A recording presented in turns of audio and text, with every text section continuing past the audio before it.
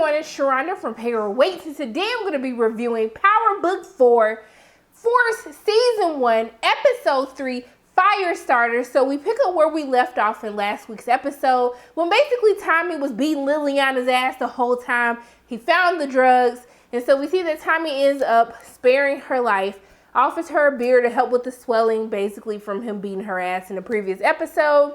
Liliana is still upset on how they did her dirty when her face got sliced when she was running for Ghost and Tommy.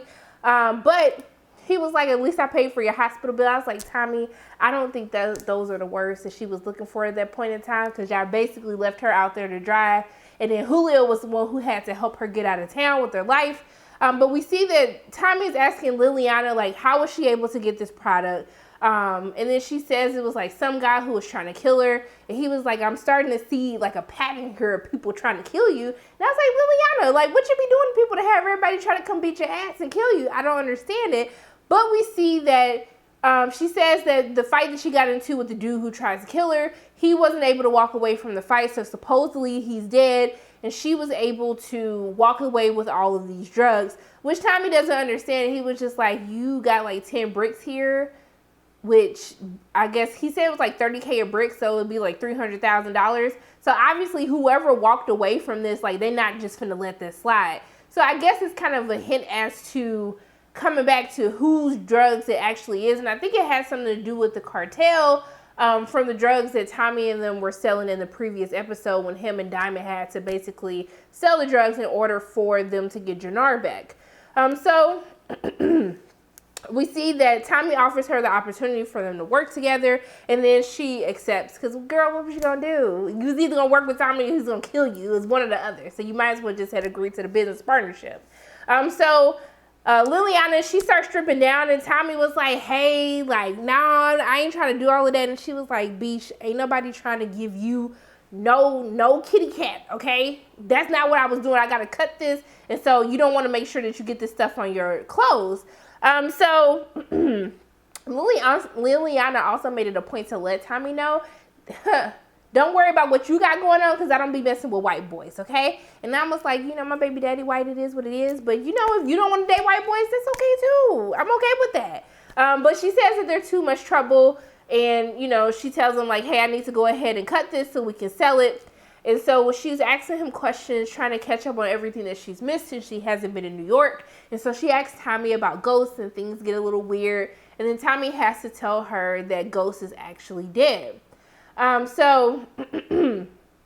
They start kind of negotiating. Tommy was like trying to give her a whack ass deal. And so she was like, no, baby, the only deal that we're going to do, the only deal we're doing with selling these drugs, we're going to do 50-50, sir. That's it. That's the only option. So, of course, Tommy had to agree with it. So they end up cutting the drugs, do what they need to do. And so I guess they're in business at this point in time. I don't know how this is going to work out, because clearly neither one of them trusts each other. And Liliana definitely doesn't trust Tommy. So I don't know how long this partnership is going to last. But, so far so good for this episode. But we see that Tommy ends up going to see JP, goes back to the house. And he brings some food home. And, Tommy's kind of asking questions, because he's just like, so if you're in this much debt, because JP was like, his dad is sick at this point in time, and then he has his own business. So he's in a lot of debt. So he was wondering, like, how is grandma able to afford to be able to stay into the nursing home? Because I don't know about y'all, them nursing homes are very expensive. Like, actually now, just sitting here thinking about it, I'm going to have to tell my parents, like, baby, we ain't got no money for no nursing home, honey. Unless you got some money stashed away, you going to have to stay at somebody's house. And it's probably going to be mine, because my brothers, they just, we going to pray for them, all right? So, he tells her that, like, hey, I think that there's a trust set up, but there was money set aside in order for her to be able to stay in the nursing home that she's staying in. So all of that is taken care of. But we see that, as we get to JP and Tommy gets to learn a little bit more about one another, Tommy tries to make it clear that he does not mess with his mother in no way, shape, or form. Because JP was kind of like, have you asked mom about what happened? He was just like, I don't F with her. So,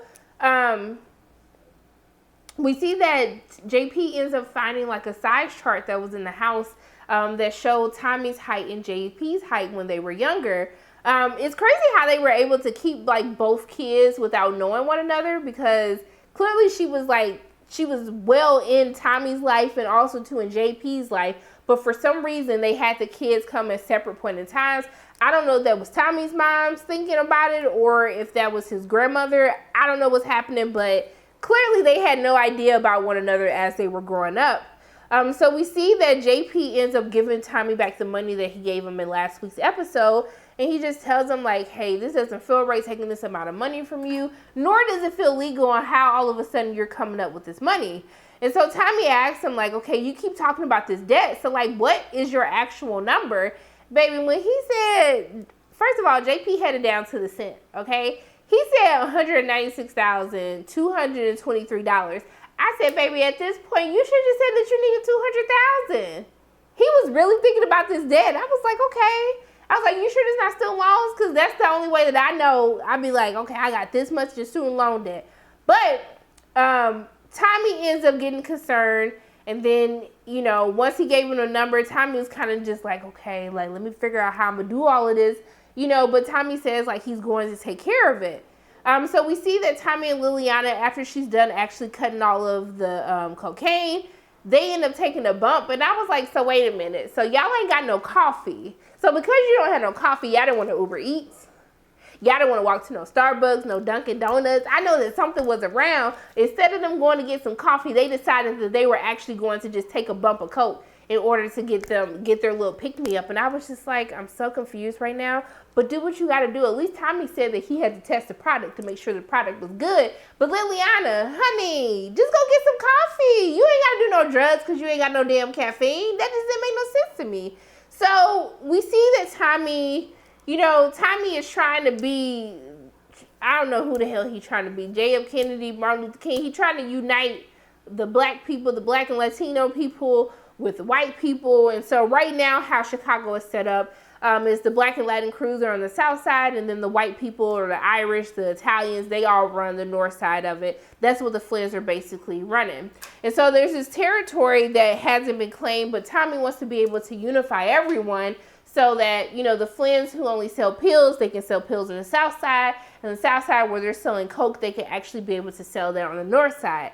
Now, one of the things that I do like that this season of Power with Forrest is setting up is, you know, this is way different than New York. You know, when people hear New York, they think this whole melting pot thing, even though people are still segregated there as well. But when you get to the Midwest is very segregated. Like, black people stay with black people, like the white people stay where the white people at. So the fact that they're actually getting into race, you know, in this installment of Power, I really appreciate that because that's really how the Midwest is. I know somebody's gonna try to argue with me in the comment section, but I'm from the Midwest. This is my experience. If your experience is different, I'm so happy for you that everybody was able to kumbaya. But I'm just telling y'all what my experience was in the Midwest, and everybody sticks to their own little, we're all segregated, all right? So we see that, you know, him and Liliana, they end up going to see Walter. And, you know, Walter was being very petty when he told Liliana, she was like, you have a nice face. And I was like, now, sir, why are you doing all of that? And you see the scar that Liliana got on her face. And he was being really petty. But I was dying laughing when Tommy's trying to pitch him this idea. And then he told Walter, like, sir, please stop acting like you know the difference between BLM and BET. And I was just like, Tommy, whoever wrote this dialogue for Tommy, I was just like, why are y'all doing this right now? But what really sent me was the fact that when Liliana was talking to Walter's like right-hand man, and he was like, hey, you want to go out? And then she was like, if you shave the mustache, then maybe I could think about it. I was like, look at this little unconventional love connection that we never would have thought that we would saw happen. But, you know, I hope he shot his shot. I hope Liliana decides to give him a chance. If he goes shave off that mustache, go ahead and get what's coming to you, okay? Get you a little Liliana. She seemed like she was ready and willing. But we see that Tommy basically brokers like this deal for everyone to meet up. And Walter tells him like, hey, if you can get Diamond to come to the table, you know, then we can talk business. But in the meantime, he has Walter has Tommy working with Vic. You know, Vic, the person who's already been spying on Gloria, watching Gloria and Tommy kissing and stuff. So obviously Vic and his feelings, neither one of them want to work together. But I was like, Tommy, please stop calling this boy son. It was really bothering Vic. And I was like, why do you just be antagonizing people, Tommy? I just don't understand it. But Tommy and Vic go see this really crazy person, and they kind of get into it, because I was like, whatever he owned, like, y'all don't need to be selling that, because he not even in his right mind to make a good business deal. He got this whole girl, he holding her hostage. She trying to be like, hey, can somebody get me the hell up out of here? I'm on drugs, I'm out of my mind, I don't know what the hell is going on, but I know that I don't need to be here right now. But I was like, shout out to Fat Tony losing weight on the keto diet. Okay, Tony, I see you, Fat Tony, not fat no more. He real skinny now. They end up getting into it. They pull guns on each other. But, you know, Fat Tony just decided to go against Colin, who was a dude that he was supposed to be rocking with. And so Colin ends up getting killed. And, you know, they let Fat Tony get away. They let the girl go. At least Tommy did what he said he was going to do. And he told the girl that he would make sure that she gets out there safely. So we see that Tommy goes to Diamond in order to kind of tell him about what's going on, this meeting that he wants to set up between Walter, him, and Diamond. So this doesn't go over too well. We see this war, this inner war brewing in between CBI crew, between Jannar, who has been holding things down since Diamond went to prison so many years ago. And so Jannar is just like, hey, like, I just think that we have a misunderstanding here. Because, Diamond, I know that you've been in jail this whole time, and I know that before you went to jail that you was over CBI. But one thing that I need you to understand, that I don't think the math is mathing for you right now, is that I'm over CBI, and I'm the one who's been holding this down. And we kind of see this, like, we've been seeing this brew over the past couple of episodes, but we also see that when Jannar and Diamond, they go to this like baseball field, and Jannar wants to use her drug money in order to make sure that, you know, the black kids have the same amenities, that they have the same type of offerings that the white kids have.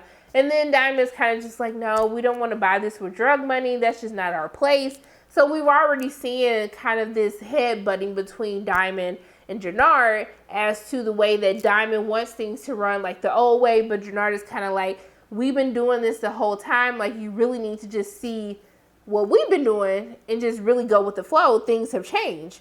And so we see that Jannar challenges Diamond to a fight in order for them to settle once and for all, like, who's going to be over CBI. And so whoever wins the fight, they are going to be the ones to make the decision on whether or not they're going to join the meeting with Tommy and actually sit down and talk to Walter Flynn.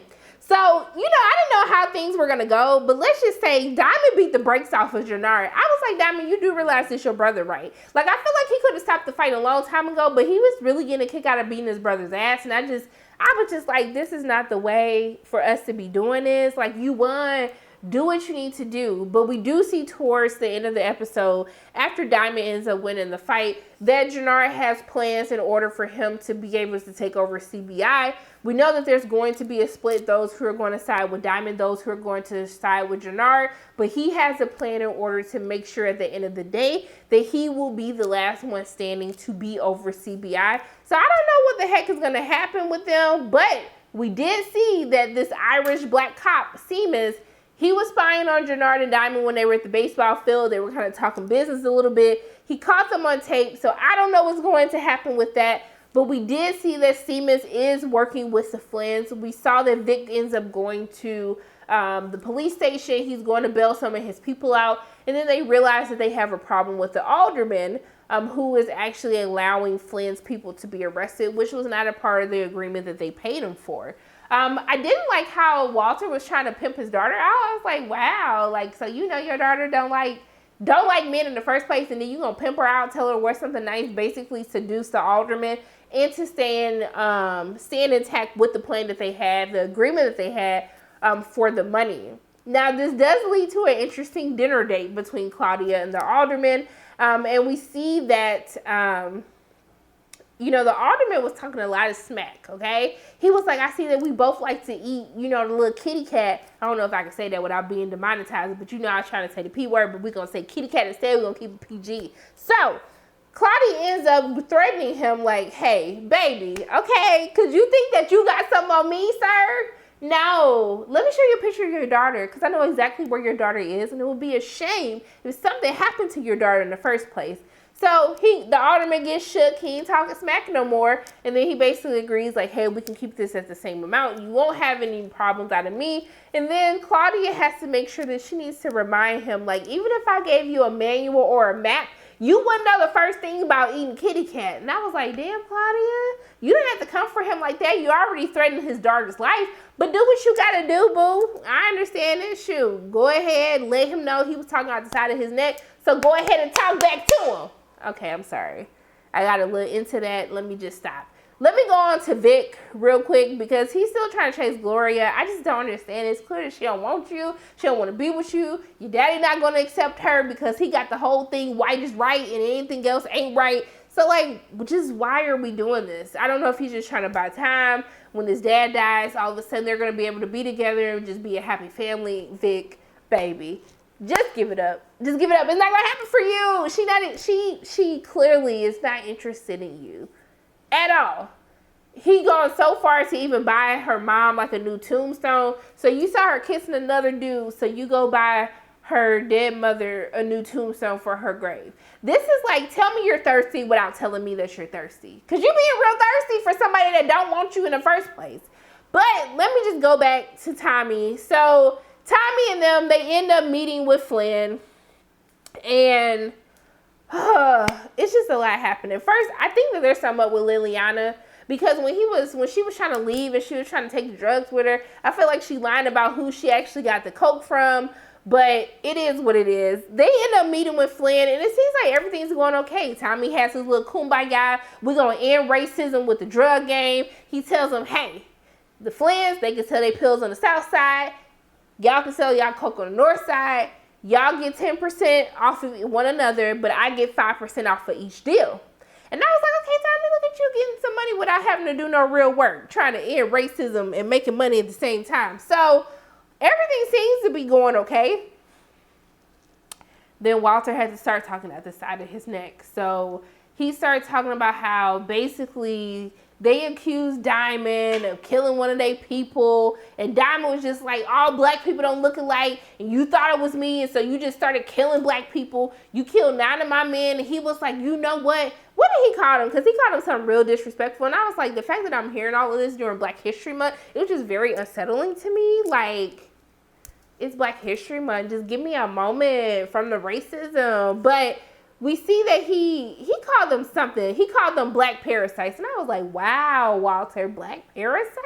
That's how you feel it? Then he was like, and I would have killed 18 more if I had the chance. I was just like, all of this hostility for nothing. And Tommy was like, we getting off topic. And I said, yes, Tommy, get control of your deal because it seems like it's not going too good. So Diamond ends up leaving, and Walter his own worst enemy. I just don't understand. For someone who's dying, I'm just like, you don't want to make sure that your family gonna be making money, because it's already been stated that the Flynns have been losing money with them selling pills. They need to do something more. But Walter messed up the whole thing. Diamond ends up leaving, and you know, when Tommy walks out, we see that there's some more cops. I was like, dang, you got Seamus, the black Irish cop. Then you got 2 more cops who was taking pictures. And I couldn't tell when Tommy looked in his mirror, was he saying MFer because he saw the police people or because he was just mad about how the whole deal happened. But Tommy ends up leaving, and then Claudia ends up cutting him off. I said, what is this bitch doing? Like, ma'am, you know this is definitely not your place. So Claudia tells him that she's trying to make her way without the family. She has this new drug, and she said that chaos creates opportunity, and we can learn a little bit more about the drug that she was referencing, especially within the first episode when we were introduced to her, that it's a drug that has the same combination as cocaine. However, this was supposed to be for a diet pill, and the FDA didn't approve it. And so this is how she's got this new drug. And then she tells Tommy to kind of stick around, and then maybe they can work together. But we see that Claudia is trying to make an exit from the Flynn family because her father, you know, in this organization, women aren't given positions of power. He just wants her to handle the books. And Vic is supposed to be the one that's over the street. So Claudia has her own plan she was doing it with her little boo thing, and she was like, this is just me and you, we gonna make this money, boo. And then they was getting it, you know, do whatever they needed to do. And I love that we see that Lori ends up sending Tommy a booty call text like, you up. And then they end up meeting up, they start banging. But I like the callback when she says, she calls Tommy the biggest fire starter because the name of the episode is Fire Starter. So for me,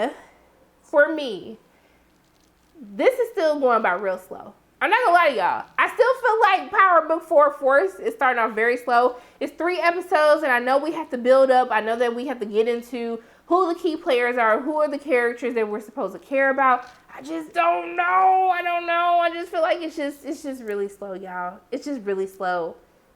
I'm interested. I'm still here. But I need some stuff to happen in the next couple of episodes. Because we about to be halfway through the season, and nothing is really happening for me. So I would be really interested to know in the comment section below, what do you think so far about Power Book 4 Force? Do you love it? Do you feel like it's slow? Do you need more things to happen?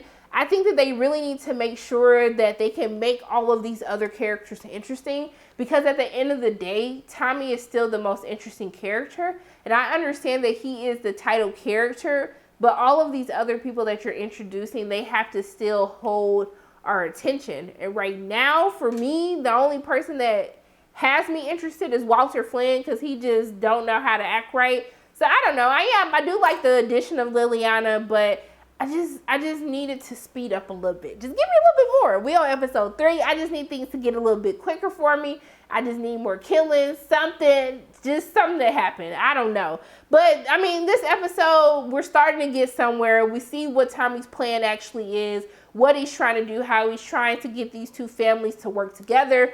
So I guess we'll just have to give patience and let Tommy's plan work out, you know, one way or another. But, yeah. It's just slow for me, y'all. I'm sorry. It's just slow. I'm just going to keep it real. It's just a little bit slow for me, and I need to speed it up just a little bit more, okay? So those are my thoughts on Power Book 4 Season 1, Episode 3, Firestarter. As always, my name is Sharana from Pair Awaken. If you like what you saw today, make sure you hit the like button, hit subscribe, share this video with your friends, and make sure you hit the notification bell. And I love you guys 3000. And until I see you again,